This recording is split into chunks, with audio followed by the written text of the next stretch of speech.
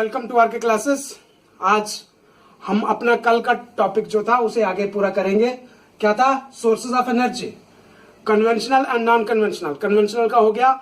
Non conventional sources of energy में हमारे पास आते हैं solar energy, wind energy, tidal energy, wave energy and biomass energy. Okay, इनमें से सोलर एनर्जी क्या है? सोलर एनर्जी वो एनर्जी है जो सनलाइट को डायरेक्टली कन्वर्ट करती है इलेक्ट्रिक करंट में with the help of photo electric sales, जिनको सोलर सेल्स भी कहा जाता है। उनकी हेल्प से ये सनलाइट को कन्वर्ट करके इलेक्ट्रिक करंट में डायरेक्टली कन्वर्ट कर देती है। ओके, पिछले 3 साल में इंडिया ने सोलर एनर्जी में बहुत अच्छी ग्रोथ की है। कितनी? 370% ग्रोथ की है। मींस पहले इंडिया में 2.6 गीगावाट इलेक्ट्रिक करंट प्रोड्यूस होता था because of this solar energy, और अब 2.6 गीगावाट से जंप करके हम पहुंचे हैं 12.2 गीगावाट पे। 12.2 गीगावाट पे। और मकसद क्या है? मकसद है हमारा 2022 तक, 2022 तक हम 100 गीगावाट सोलर एनर्जी प्रोड्यूस करें। ओके, इस वक्त इंडिया में जो टॉप स्टेट्स हैं सॉरी, इंडिया की जो टॉप स्टेट्स हैं जो maximum amount of solar energy produce करती हैं, सबसे टॉप पे इस वक्त आंध्र प्रदेश है। 2049 मेगावाट इलेक्ट्रिक करंट प्रोड्यूस होता है सोलर एनर्जी से। दूसरे नंबर पे राजस्थान। देखो, ऐसे लगता है कि राजस्थान में धूप ज्यादा रहती है, वहां पे ज्यादा सोलर एनर्जी प्रोड्यूस होती होगी, बट राजस्थान इस वक्त सेकंड नंबर पे है। 2023 मेगावाट इलेक्ट्रिक करंट प्रोड्यूस होता है सोलर एनर्जी से। तीसरे नंबर पे तमिलनाडु है जहां पे 1697 मेगावाट। चौथे नंबर पे गुजरात 1262 मेगावाट। उसके बाद महाराष्ट्र है और उसके बाद मध्य प्रदेश। ओके, एक और बात बतानी थी मैंने आपको, जो मुझे कुछ कमेंट्स में मिली है कि नॉन कन्वेंशनल में मैंने जो जियोथर्मल और हाइड्रो इलेक्ट्रिक पावर स्टेशंस के बारे में, पावर प्लांट्स के बारे में बोला था, तो मुझे कुछ लोगों ने कमेंट्स भेजे हैं, 1-2 लोग नहीं भेजे हैं, कि ये जो हाइड्रो इलेक्ट्रिक और थर्मल इलेक्ट्रिक जो प्रोजेक्ट्स है या प्लांट्स है, ये नॉन कन्वेंशनल होने चाहिए। तो मैं आपको यह बात बता दूं, ये कन्वेंशनल इसलिए है, एक्चुअली ये कन्वेंशनल है। और क्यों है? क्योंकि इनको हम सदियों से यूज कर रहे हैं। एक्चुअली हम इसे जो पहला हाइड्रो इलेक्ट्रिक प्रोजेक्ट बनाया गया था, वो बना था रिवर फॉक्स रिवर करके एक रिवर है, उस रिवर पे बनाया गया था। और ये बनाया गया था 30 सितंबर 1882 में। ओके, तो मतलब 1882 से, आज से 136 साल पहले से हम हाइड्रो इलेक्ट्रिक पावर को यूज कर रहे हैं। That is why it is conventional. Okay, similarly we are using thermal electricity. Thermal power plants are also being used from centuries. कम से कम 100 साल तो हो गया उसे भी, इसलिए वो कन्वेंशनल में आते हैं। हमने कन्वेंशनल की डेफिनेशन देते समय ये बात कही थी कि वो सोर्सेज ऑफ एनर्जी जो हम दशकों से, सदियों से, डिकेड्स एंड सेंचुरीज वर्ड मैंने कहा था वहां पे, तो that is why they are conventional form of energy. हाँ, हाइड्रो इलेक्ट्रिक जो है वो रिन्यूएबल सोर्स ऑफ एनर्जी है, रिन्यूएबल। बाकी जो भी उसमें कन्वेंशनल में हमने पढ़े थे वो नॉन रिन्यूएबल थे। एक हाइड्रो इलेक्ट्रिक जो है वो रिन्यूएबल सोर्स है कन्वेंशनल में से। Is it clear? दूसरे कमेंट में मुझे किसी ने पूछा है कि पेट्रोलियम होना चाहिए ब्लैक गोल्ड, एज मैंने कोल के बारे में कहा है। तो डियर, होता यह है कि कोल और पेट्रोलियम दोनों को ब्लैक गोल्ड कहा जाता है। कोल तो सब जानते हैं कि वो काला है, लेकिन क्रूड ऑयल जब पेट्रोलियम जब जमीन में से निकाला जाता है, जब उसे एक्सट्रैक्ट किया जाता है, उसका भी कलर ब्लैक होता है। Gold, black gold, why the word gold? Because ये हमें बहुत पैसा देता है, इसलिए इसे ब्लैक गोल्ड कहा जाता है। और दोनों को कहा जाता है, ध्यान रहे, एग्जाम में ऐसे आ सकता है कि which of the following is also known as black gold? और ऑप्शन रहेंगे आपके A coal, B petroleum, C both A and B, D none of these. तो आंसर क्या है? Both coal and petroleum are called as black gold. Clear sir? Okay, उसके बाद अभी हम दो इसके सोलर एनर्जी के कुछ इंपॉर्टेंट पॉइंट्स में आपके सामने रखना चाहूंगा, कुछ जो एग्जामिनेशन पॉइंट ऑफ व्यू से बहुत इंपॉर्टेंट है। इंटरनेशनल सोलर अलायंस बना, एक मीटिंग हुई थी कुछ पार्टीज की, जिसे ये मीटिंग होती रहती है। कॉप सुना होगा, कॉप 21, कॉप 22, इससे पहले भी बहुत है। What is COP? First of all I will tell you. COP, COP, conference of parties. तो कॉन्फ्रेंस ऑफ पार्टीज एक्चुअली ये यूनाइटेड नेशन की पार्टीज जो है उनके बीच में जो कॉन्फ्रेंस होती है। जो 21st कॉप हुआ था, पेरिस में हुआ था, वहां पे इंटरनेशनल सोलर अलायंस बनाने के बारे में बात की गई थी और इसके फ्रेमवर्क को एग्रीमेंट में कन्वर्ट कर दिया था। एग्रीमेंट साइन कर दिया गया था 15 नवंबर 2016 में। कहा? मरक्केज करके जगह है, मोरक्को में ये बात हुई थी कॉप 22 में, कॉन्फ्रेंस ऑफ पार्टीज 22। ओके, बहुत इंपॉर्टेंट चीज है। और इसके इंटरनेशनल सोलर अलायंस ISA, इसके जो हेड ऑफिस है, जो हेड क्वार्टर्स है, वो गुड़गांव में है। ओके, गुड़गांव। और इस इंटरनेशनल सोलर अलायंस के टोटल मेंबर्स 121 है। 121 देश है जो इसके मेंबर्स हैं। मकसद क्या है इसका? To increase the production of solar energy. Solar energy को इंक्रीज करने के लिए ये बनाया गया है। ओके, दूसरा एक क्वेश्चन आ सकता है, national institute of solar energy कहां है? Where is it? Again this is at Gurgaon, ये भी गुड़गांव में है। ओके, तो गुड़गांव आपको दो क्वेश्चन दे सकता है। उसके बाद एक इनिशिएटिव लिया गया है इंडिया में जिसका नाम है सूर्य मित्र इनिशिएटिव। सूर्य मित्र इनिशिएटिव किस बारे में है? क्या बताता है ये किस बारे में है? To increase solar the production of solar energy and to give general awareness among the people. लोगों में जनरल अवेयरनेस दी जाए, लोगों को फ्री ट्रेनिंग दी जाती है और मकसद है कम से कम 50,000 लोगों को ये ट्रेनिंग प्रोवाइड की जाए। ओके, एक और क्वेश्चन आ सकता है, world's largest solar power plant, दुनिया का सबसे बड़ा अभी तक का, मतलब ये समझ लो करंट जो जानकारी आई है तब तक के लिए world largest solar power plant जो है ये कमोधी तमिलनाडु में है।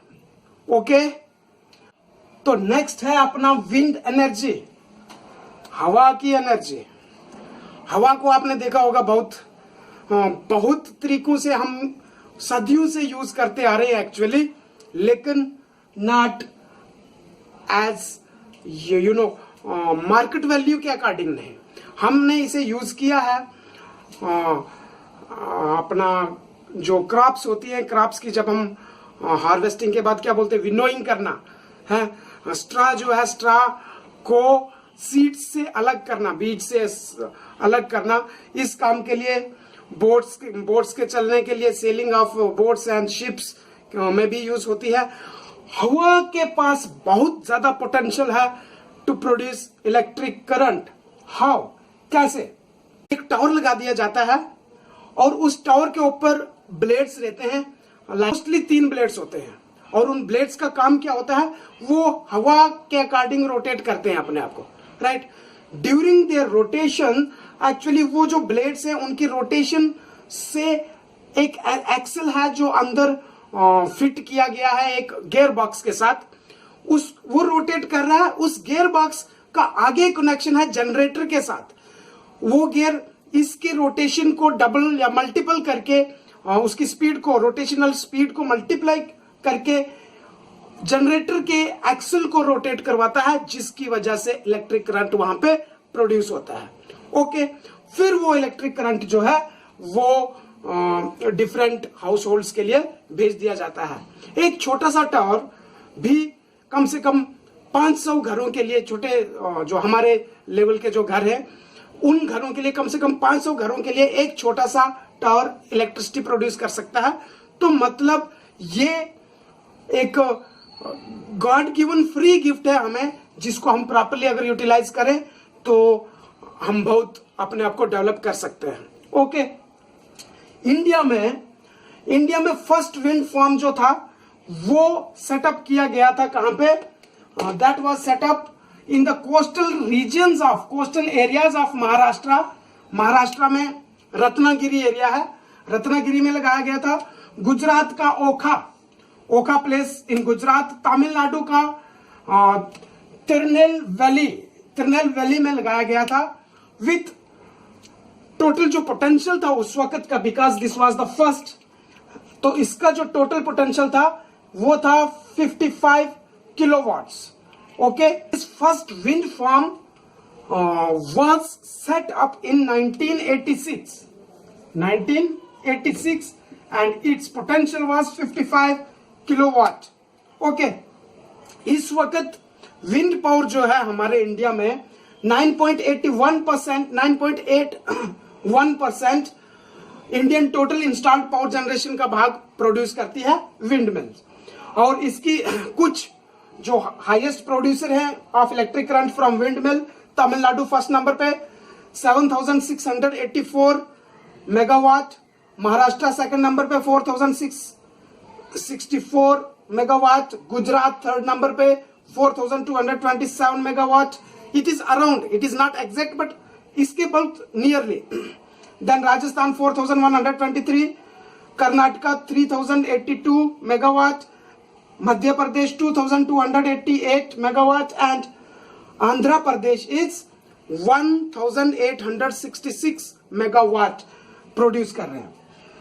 जम्मू कश्मीर की बात करेंगे तो जम्मू कश्मीर में आज से 6 साल पहले कागजी कार्रवाई पे रियासी के बिद्दा विलेज में ऐसा माना गया कि वहां पे कम से कम 25 मेगावाट पोटेंशियल है वहां पे हम 25 मेगावाट से लेकर, एक्चुअली कुछ जगहों पे इसके लिए 50 भी लिखा गया है, तो 25 से 50 मेगावाट वहां पे हम इलेक्ट्रिक करंट प्रोड्यूस कर सकते थे। और ऐसा भी ये भी तैयारी हो गई थी कि हम फर्स्ट फेज में फिलहाल 6 मेगावाट प्रोड्यूस करेंगे। बट अभी तक रिसेंटली तक ये बात कागजों में ही रही है, अभी तक हुआ नहीं है। सो J&K में शुरू करने की कोशिश की गई थी, लेकिन as far as our exam is concerned, हमारा जो एग्जाम है, आप लोगों का जो एग्जाम है, उसमें ये बात पूछी जा सकती है कि वहां जो रियासी में बन रहा था, या तो ये पूछा जा सकता है कहां बन रहा था, या ये पूछा जा सकता है कि उसकी जो इनिशियल फेज में जो आउटपुट होनी थी वो कितनी होनी थी। तो दैट वाज 6 मेगावाट। पहले इसे भी 8 मेगावाट कहा गया था, फिर बाद में कहा कि नहीं, उसको ट्रिम आउट कर दिया, इतना नहीं हो पाएगा, तो 6 मेगावाट पक्का निकलेगा। उसके ये एक्चुअली काम भी दिया था कि एक कंपनी को, NHPC को आई थिंक, तो लेकिन अभी तक ये काम नहीं हुआ है। ओके, ये थी विंड एनर्जी की बात। विंड एनर्जी के बाद है हमारे पास टाइडल एनर्जी। टाइडल एनर्जी में क्या होता है, जो टाइड्स होती हैं ओशंस की, सीज की जो टाइड्स हैं, वो टाइड्स जहां आ रही होती है तो वहां क्या किया होता है हमने, जब टाइड आती है, हाई टाइड आती है, तो बहुत सारा पानी बाहर आ जाता है, तो हमने इस तरह से सेटअप कर दिया है, एक ये प्रोजेक्ट बना के रखा है कि जब वो वाटर आ रहा है तो उसकी एंट्री फ्री है, वो एक ऑटोमेटिक डोर है, यू कैन से, वो खुल जाता है और वो पानी इस साइड आ जाता है। क्योंकि वो इस साइड नहीं रह सकता, उसने वापस समुद्र में ही जाना है। वापस जाते समय जब उस पानी को हम वापस भेजते हैं तो एक पाइप्स के थ्रू भेजते हैं जो टरबाइन को रोटेट करवाती हैं, और उस टरबाइन का लिंक होता है जनरेटर से, जनरेटर को वो रोटेट करती हैं, मतलब जो इलेक्ट्रिक करंट प्रोड्यूसन का जो प्रोसेस है वहां पे, वो उसको टरबाइन की वजह से वो रोटेट होके वहां पे इलेक्ट्रिक करंट प्रोड्यूस होता है। ओके, देन वेव एनर्जी भी ऑलमोस्ट ऐसी ही है, एक जैसी है। ये वेव्स की जो फोर्स है, उस फोर्स से टरबाइन को रोटेट करवाया जाता है, और उसके बाद वो जनरेटर को रोटेट करके, जनरेटर के एक्सल को रोटेट करके वहां पे इलेक्ट्रिक करंट प्रोड्यूस करती है। ओके, वर्ल्ड कप जो पहला टाइडल एनर्जी का पावर प्लांट बना था large scale, world first large scale tidal power plant was operational in 1966 and its name was Rance Tidal Power Plant. Okay, उसके बाद अगर हम इंडिया की बात करें तो इंडिया में जो टाइडल एनर्जी को प्रोड्यूस करने की जो क्षमता है वो कहां कहां पे है? सबसे ज्यादा गल्फ ऑफ कैम्बे गुजरात में 7000 मेगावाट का पोटेंशियल रखता है वो। Gulf of Kutch again in Gujarat 1200 megawatt का इसकी क्षमता है। एंड गंगेटिक डेल्टाज, सुंदरबन के जो डेल्टाज हैं वहां पे 100 मेगावाट की पोटेंशियल है वहां पे भी। ओके, उसके बाद जब वेव्स की बात कही थी मैंने, वेव्स के लिए मैंने वेव्स देखो, जितना भी हमारा कोस्टल एरिया उसमें वेव्स आते रहते हैं। तो कोस्टल एरिया आप सब कोस्टल डिस्टेंस, जो टोटल डिस्टेंस है coastal distance, this is very important. खाली इसी टॉपिक के लिए नहीं, बाकियों के लिए भी ये बहुत इंपॉर्टेंट है। तो आप सब जानते होंगे 7517 kilometre is the distance which is coastal region, coastal part of India. इतना ज्यादा कोस्टल होने की वजह से हमारे पास वेव्स एनर्जी को ट्रैप करने की, वेव से इलेक्ट्रिक करंट बनाने की क्षमता बहुत अच्छी होती है, मतलब बहुत ज्यादा है हमारे पास, अच्छा पोटेंशियल है। सबसे पहला वेव एनर्जी जो प्लांट है वो लगाया गया था विझंजम करके जगह है तिरुवनंतपुरम में। ओके, ये वो बात हो गई कहां पे पैदा हुए, आपका जन्म स्थान क्या है? बोला तिरुवनंतपुरम। हाँ, तिरुवनंतपुरम स्पेल करो, नहीं J&K ठीक है। तो ये वैसी बात है, विझंजम, एक्चुअली विझंजम ही बोलते हैं, केरला में है ये जगह। 1991 में इस प्लांट को स्टार्ट किया गया था और इसका जो पोटेंशियल है वो है 150 किलोवाट। ओके सर, तो नेक्स्ट है अपना बायोमास एनर्जी। बायोमास एनर्जी के साथ साथ मैंने बायोगैस प्लांट भी लिखा है, दोनों का आपस में थोड़ा बहुत रिलेशन है। एक्चुअली इसमें क्या होता है, बायोमास एनर्जी का ही पार्ट बायोगैस प्लांट भी माना जा सकता है, लेकिन फिर भी डिफरेंस ये है कि बायोमास एनर्जी की जब हम बात करते हैं तो सो बायोमास एनर्जी जो है इसमें बिगर मटेरियल लाइक शुगर कैन का हस्क, अपना राइस का husk, dead remains of plants जो अर्थ के ऊपर है, दबे नहीं है, जमीन के ऊपर ही हैं, वो चीजें यूज की जाती हैं। उसे कोल की जगह पे जलाया जाता है और उसकी हीट से स्टीम प्रोड्यूस की जाती है जो टरबाइन को मूव करती है। तो इट इज ऑलमोस्ट थर्मल की तरह का है, लेकिन इसमें हम ऑर्गेनिक मैटर यूज कर रहे हैं, इसलिए बायोमास नाम है इसका, because we are using organic matter. Okay, इसमें हमारी जो क्षमता है इंडिया में वो है 5940 मेगावाट की। ओके, जिसमें से 4946 मेगावाट जो है ग्रिड कनेक्टेड है। ग्रिड कनेक्टेड है मीन्स ये ग्रिड स्टेशंस के थ्रू लोगों को डिस्ट्रीब्यूट कर रहा है इस एनर्जी को, और दूसरा 994 मेगावाट जो है वो ऑफ ग्रिड है, वो किसी ग्रिड से नहीं जुड़ा हुआ है, वो लोकल लेवल पे यूज किया जाता है। ओके सर, दूसरा जो बायोगैस प्लांट है ये मोस्टली कहां होता है? म्युनिसिपैलिटी लेवल पे होता है, कारपोरेट लेवल पे या इंडिविजुअल लेवल पे। बहुत सारे लोग इंडिविजुअली अपने लिए भी बनाते हैं। इसमें क्या किया जाता है, इसमें एक पिट बना दिया जाता है बहुत बड़ा खोद के, लाइक दिस। ओके, ऊपर से इसको क्लोज कर दिया जाता है, ढक्कन बंद। ओके, एक यहाँ पे इसमें मटेरियल डालने के लिए एक इनलेट रखा रहता है, और ये यहाँ पे जो मैंने रूम बनाया है एक रूम लाइक स्ट्रक्चर रहता है जिसमें आप वेस्ट मटेरियल डालोगे। और इसमें क्या वेस्ट मटेरियल डालते हैं? Animal waste, it can be cow dung and excreta of different animals. Okay, excreta of humans, plant waste, घर से निकला हुआ कचरा, घर का जो भी कचरा होता है वो सब आप उसमें डाल सकते हो। मैक्सिमम किचन का कचरा जो होता है like vegetable peels, fruit peels, हाँ, इस तरह की चीजें जो है वो सब हम इसमें डालते हैं, जिसमें से वो इस डाइजेस्टर में जाता है, इस टैंक में जाता है। ओके, इस टैंक में क्या होता है, क्योंकि ये काफी नीचे खोदा हुआ है, इसमें as compare to outer part heat थोड़ी ज्यादा होती है। ओके, और ऊपर से ये क्लोज्ड चैम्बर है, राइट, उधर से क्लोज्ड है, यहां से एक इनलेट है जहां से आपका वेस्ट मटेरियल इसमें आएगा। और ये ऐसी जगह पे है जहां पे कोई ऑक्सीजन नहीं है, no oxygen is there, no sunlight can reach there. So in the absence of sunlight and oxygen, the bacteria present in this react in such a way that there will be an anaerobic respiration, anaerobic reaction will be there। वो anaerobically उसको उसमें से अपनी food लेते हैं, वो जो bacteria यहाँ इसमें डालते हैं हम, वो अपनी फूड ले लेते हैं और बदले में वहां पे एक गैस रिलीज करते हैं वो, और वो जो गैस है वो फिर हम एक कलेक्टर है, उस कलेक्टर में हम उसे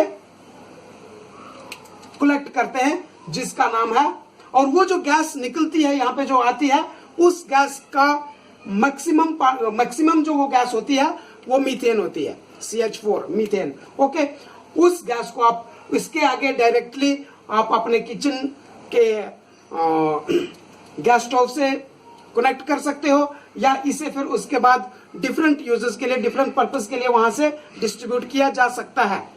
ओके, और ये कहां किया जा सकता है मैंने आपको बता दिया, जा सके म्युनिसिपैलिटी लेवल पे भी होता है, लोकल लेवल पे भी होता है, कारपोरेट लेवल पे भी होता है। Okay sir, is it clear? Last but not least, geothermal energy. Geothermal energy, Jio means earth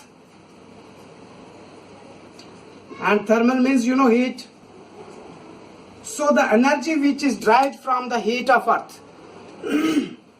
अर्थ की हीट से बनाई गई एनर्जी को जियोथर्मल एनर्जी बोला जाता है। इसे कैसे बनाया जाता है? एक्चुअली मान लीजिए ये हमारा लैंड का पार्ट आ गया, इससे जैसे जैसे आप नीचे जाते जाते हुए तो temperature goes on increasing as you go down through the crust. जैसे जैसे हम नीचे जाएंगे तो टेम्परेचर बढ़ते जाता है। एक स्टेज आती है जहां पे बहुत ज्यादा टेम्परेचर होता है, जहां पे आपको वाटर भी स्टीम की फॉर्म में मिलेगा। कौन सी फॉर्म में? स्टीम फॉर्म में मिलेगा। तो हम क्या करते हैं, ऐसी जगह पे क्या करते हैं कि बोर करके, एक बहुत बड़ा बोर करके इस स्टीम को यहां से निकाल के इसे यूज करते हैं हम, वो टरबाइन जो है हमारा, उसको रोटेट करने के लिए, सो दैट के वो बाकी जनरेटर को इस काबल बना सके कि इलेक्ट्रिक करंट प्रोड्यूस हो सके। ओके, ये थोड़ा सा महंगा काम है, अगर हमें ये खुद बोर करना हो तो ये बहुत डीप जाना पड़ सकता है, लेकिन ये बहुत सारे नेचुरली ये जो स्टीम वाली फॉर्मिंग वाली जगह होती है, ये हॉट रिजर्वर जो होते हैं, ये कुछ जगहों पे बहुत नजदीक आ गए होते हैं सरफेस के। कुछ जगहों पे तो ये इतने ज्यादा कि ये बाहर भी निकलना शुरू होता है। और आपने सुने होंगे बहुत सारे ऐसी जगह हैं जिन्हें तत्ता पानी के नाम से जानी जाती हैं। आप देखिए किश्तवाड़ एरिया में तत्ता पानी करके एक जगह है, रामबन एरिया में तत्ता पानी है, कठुआ के वो बिलावर साइड में कोई जगह है तत्ता पानी बोलते हैं, हिमाचल में तत्ता पानी वाली जगह है। वो जो तत्ता पानी means hot water. Why is that water hot? Because of this heat. क्योंकि अगर ये स्टीम वाला एरिया, ये हॉट वाटर था यहाँ पे, और इस वाटर को कोई स्कोप मिलेगा बाहर आने का, और कहीं से ये बाहर आएगा अगर, तो ये हॉट ही बाहर आएगा। ओके, तो अगर इस हॉट को, अगर ये बिल्कुल स्टीम की फॉर्म में आता है, तो we can use it to rotate the turbine, and from that we can produce the energy। India में इस वक्त जो बड़े प्रोजेक्ट है इसके जियोथर्मल एनर्जी के, तो वो है एक मणिकर्ण इन HP, मणिकर्ण हिमाचल प्रदेश में, और जम्मू कश्मीर के लद्दाख में है Puga valley in Ladakh region. These are two main projects in India for geothermal energy, and this is it। जैसा भी जो मुझे ठीक लगा तो वो मैंने डाल दिया है। आपके कमेंट्स का वेट करूंगा, कहीं से कोई गुस्ताखी हुई होगी तो बोल दीजिएगा। और wish you all the best.